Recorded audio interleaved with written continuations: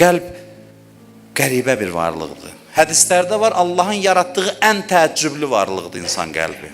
Hədisdə var, qəlbi dəyişmək dağı yerindən dəyişməkdən daha çətindir. Dağı götürüb yerini dəyişməkdən. Qəlb elə bilirsən rahatdır, görürsən, deyirsən ona ki, ay qəlb, qiyamət var, cəhənnəm var, əzab var, eşitmir səni.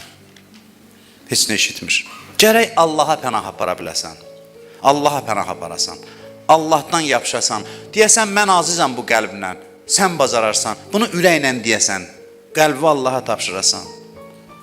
Qəlb əvvəldən xəbər eləmir bizə ki, hara yönələcək. Məlumat vermir bizə. Birdən-birə yönəlir. Görürsən, dünən ibadət eləyir. Bugün dini inkar eləyir. Dünən ibadət eləyir, bugün dini inkar eləyir. Dünən Allaha namaz qılır, bugün Allahı inkar eləyir.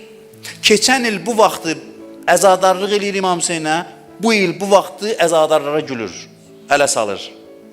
Bir ilin içində, bir ayın içində gün gələcək inşallah. Allah qismət eləsin o günü görək, bəşəriyyət qəlb oğrularına nifrət eləyəcək. Biləcəklər ki, insanlığın başına nə oyun açıblar olar.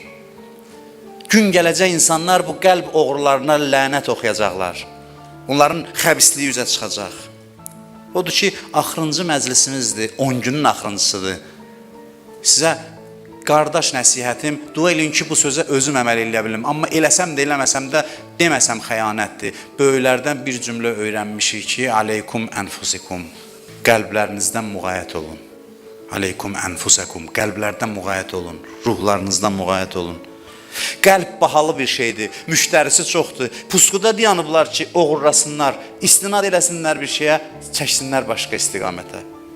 Qəlb belə bir şeydir ki, onu qoysan, hamısı dayanıblar pusquda ki, sənin qəlbi ovlasınlar.